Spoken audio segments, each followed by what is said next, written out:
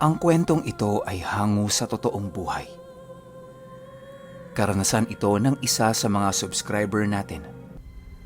Natawagin na lang nating Z, aka Franco 1994. Email niyo siya if may tanong kayo sa kwento niya.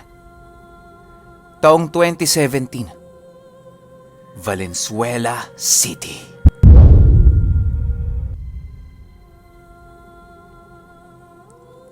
Magandang araw, Pinuno. Ang ikukwento ko sa inyo ay aking karanasan sa aswang. Itong mga panahong ito, 5 buwan ang tiyan ng aking unang napangasawa. Noong una, hindi ako nakikinig sa nanay at tatay ko. Ang bilin kasi nila, bantayan nga tuwing gabi ang asawa ko. At huwag akong matulog ng maaga para matutukan ko ang pagbabantay sa aking asawa. Napaisip ako noon, Pinuno. Bakit ko babantayan? Anong meron? Tsaka, yung mga aswang-aswang na yan, wala naman sa syudad yan eh.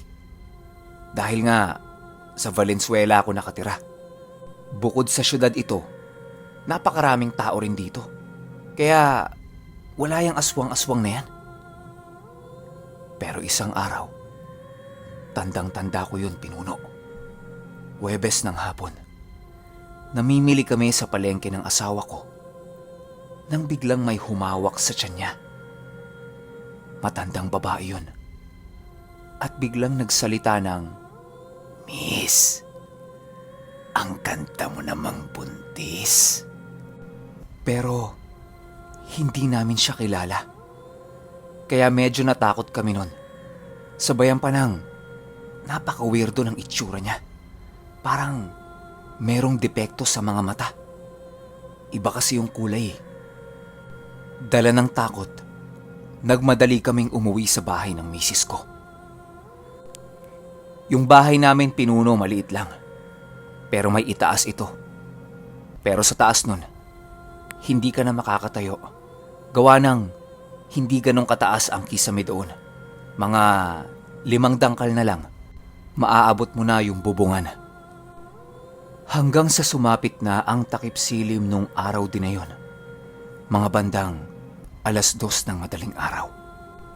Patulog pa lang kami sa taas ng misis kong Celine nang may nagkakaluskos na pusa sa itaas. Para bang hindi ito mapakali. Yun bang meron siyang hinahanap? Tapos panay ang kalampag niya. Nang bigla itong nagngangangaw-ngaw na kakaiba. Yung tipong parang kikilabutan ka talaga. Tataas yung balahibo mo na walang dahilan kapag narinig mo yung ngaw-ngaw na yon. Kasi hindi yun gagawin ng ordinaryong pusa. Alam ko naman kung ngaw-ngaw lang yon na naghahanap ng katalik. Pero hindi eh. Iba talaga. Hanggang sa patuloy pa din tong nagkukuskos sa bubungan namin. Doon pa sa parte kung saan kami nakahiga. Palakas ng palakas yung kaluskos. Sa sobrang inis ko, kumuha na ako ng hawakan ng walis at pinagpupupukpuk ko yung bubong namin. Maya-maya pa, bigla na lang itong huminto at nawala. Nakatulog naman kami ng maayos nung gabing yon. Kinabukasan, kinuwento ko to sa nanay at tatay ko. Kasama ko lang naman sila sa bahay eh. Sinabi sa akin ng tatay ko na, "Bantayan mo ng maigi ang asawa mo. Yang amoy na dinadala niya sa sinapupunan niya, napakabango niyan pagdating sa mga aswang." Lumipas pa ang ilang mga araw. Lunes ng gabi, 9:00. May nakita akong pusang itim na unang beses ko palang nakita sa looban namin. Nakatungtong sa labas ng drum namin yon. Habang nakatingin sa butas naming bintana sa baba. Medyo nagduda ako dito. Kaya naisipan kong batuhin. Nung babatuhin ko na ng tsinelas, bigla itong tumingin sa akin ng kakaiba. Tapos nanigas na lang ako at kinilabutan. Yung tipong hindi ka makagalaw. Kasabay nun, nanginginig yung ulo ko sa hindi malamang dahilan. Hanggang sa umalis to ng dahan-dahan papalayo. Doon na ako nakagalaw. Nagmadali ako at pumasok sa bahay namin. Bigla kong natandaan yung sinabi ng albularyo sa bahay namin na may umaaligid ngang aswang sa lugar namin. Kasi pinuno, yung nakatatanda kong kapatid na babae, namatay. Mga 1 buwan pa lang, pagtapos siyang isilang. Ang sabi ng albularyo sa amin nun, hindi binat yung sa ate ko. Tsaka bakit huli na nung pinaalbularyo namin? Nakikita namin sa albularyo na parang hirap siya. Kasi ang sabi niya sa amin, hindi lang ordinaryong aswang yung dumali sa ate ko. Sobrang lakas nito at malalim ang aral. Kaya pinayuhan niya ang tatay ko na huwag ipaalis sa tabi ko yung asawa ko. Lumipas ang mga ilang linggo. Akala ko ayos na lahat. Kasi hindi na kami ginagambala sa bubong. Halos mga ilang buwan na ding hindi nagpaparamdam. O kung ano-ano pang klase ng pahiwatig. Kaya naging kampante na ako noon, pinuno. Nung 7 buwan na yung nasa sinapupunan ng asawa ko, merong pangyayaring hindi ko inaasahan. Madaling araw, mga 2:00 na nun, nang bigla na lang parang may bumabagabag sa akin. Yung tipong iba yung pakiramdam ko. Hanggang sa may biglang bumagsak na mabigat sa bubungan namin. Yung tipong parang mabigat na bagay. Pero ang nakakapagtaka, hindi nagising yung nanay at tatay ko nun. Tila ba ako lang yung nakarinig. Hanggang sa bigla na naman akong may narinig na kakaibang ngaw-ngaw ng pusa. Ayan na naman siya. Sinasabayan pa ng kinakaluskos yung bubungan kung saan nakapwesto yung misis ko. Nung una pinapakinggan ko lang. Pero dahan-dahan na akong kumikilos para kumuha ng ipanghahampas ko dito. Nung hahampasin ko na yung bubong, yung pusang kumakaluskos sa bubungan namin, biglang naging isang aso. Pero ang nakakapagtaka, nasa bubungan nito tapos umaalulong pa. Doon ako natakot. Bigla-biglang nagising yung tatay ko. Kumuha ito ng kahoy. Tapos nagsisisigaw siya na bumaba kami sa kwarto namin. Doon kaming 2 sa ground floor. Maya-maya pa, pinagmumumura ito ng tatay ko. Hanggang sa mawala. Nagising pa yung mga tao sa katabi naming apartment. Umakyat silang 2 ng tatay ko sa bubungan. Pero pagdating nila doon, ni bakas nung hayop na yun ay wala na. Wala silang nadatnan na kahit na anong ebidensya. Kala namin maayos na lahat. Bumalik kami ng misis ko sa itaas. Pero yung hawak kong pamalo, katabi namin ng misis ko. Kasi kung sa baba kami matutulog, hindi kami kakasyang lahat.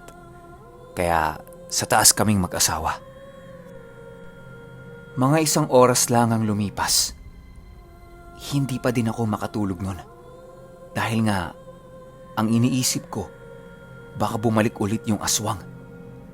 Samantalang yung tatay ko naman, nakatulog na. Napatingin ako sa bubungan namin. May parang tali na gumagalaw pababa. Tansya ko, galing yun sa bubong namin.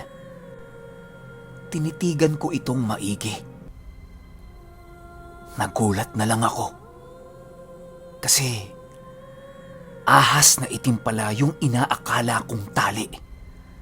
Nagsisisigaw ako ng malakas hanggang sa binuksan ng tatay ko yung ilaw. Pero wala pa rin akong tigil sa pagsigaw dahil sa takot ko. Ang sabi ko, "May ahas! Ahas!" Maski yung tatay ko nagulat din. Tsaka nagtaka siya kung papaano nagkaroon ng ahas doon sa bubong. Pinagpapaluto ng tatay ko pinuno. Tapos bigla na lang nawala yung ahas. Sumuksok yun sa silong. Samantalang, wala naman siyang lalabasan doon. Kasi walang lagusan yun eh. Kaya talagang kinilabutan kami. Kasi nung tiningnan namin yung silong, wala. Ni bakas na pumunta yung ahas doon.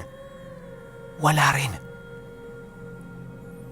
Maski yung tatay ko nung oras na yon, natakot na din at hindi na nagawa pang matulog. Kinaumagahan, umagang-umaga pinapunta namin yung albularyo sa bahay na tumingin sa ate ko. Ang sabi nito sa amin, hindi taga doon sa lugar namin yung aswang na yon, kundi dumadayo lang. Nakatira yon sa malayong lugar.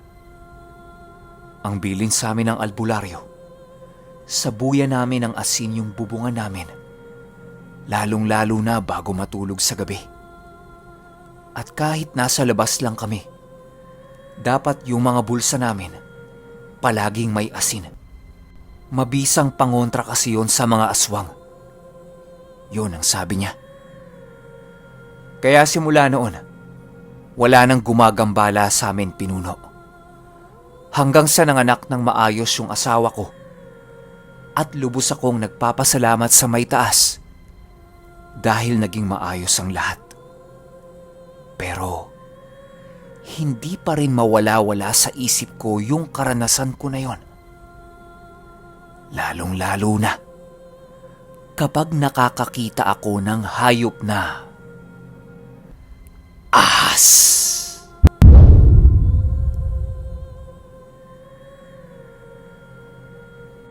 Okay, opinyon ko sa kwento. Sayang lang no, modern na nangyari to eh. Wala tayong video o picture mula sa sender natin. Kasi kung sa amin nangyari to, baka na-vlog ko pa yan. Kaso wala eh. Hindi natin masasabi. Kasi wala tayo yung nasa sitwasyon niya. Iba yung takot at kilabot kapag may nanggagambala sa inyong elemento na alam niyong walang sinasanto at merong kukuning buhay. Lalo pa sa side nung sender natin. Buhay ng asawa at anak niya ang nakasalalay doon. Alangan namang unahin niya pa yung pag-video, di ba? Siyempre, kapakanan muna ng pamilya niya. Ang mahirap lang dito, papaanong nagagawa ng aswang na makapasok sa bahay nila? Bigla tuloy akong napaisip. Pwede bang pumasok ang isang aswang kapag nakaanyong hayop ito? Tulad doon sa sinabi niyang nag-anyong ahas yun, tapos dahan-dahang bumaba sa kwarto nila, di ba? Siguro maaari yun. Pero karamihan kasi sa mga narinig ko ng kwento, kaya ng aswang makapasok. Pero ang ginagamit nila para pangkuha doon sa sanggol, yung mahabang dila nila. Di ba? Alam ko karamihan sa inyo makaka-relate sa akin. Pero meron din isang puntos yung sinabi ng albularyo na malakas na uri ng aswang yung nanggugulo sa kanila. Yan, pwede ba sigurong makapasok yan sa loob ng bahay? Baka meron niyang orasyon, gamit, mutya, na kayang tumagos sa harang ng bahay na nagpipigil sa mga aswang na makapasok sila sa loob. Pwede yun, di ba? Pero lahat naman yan opinyon ko lang. Kung meron kayong opinyon sa kwento ni sender, i-comment nyo lang sa baba. Sureball namang mababasa niya yan eh. Di ba?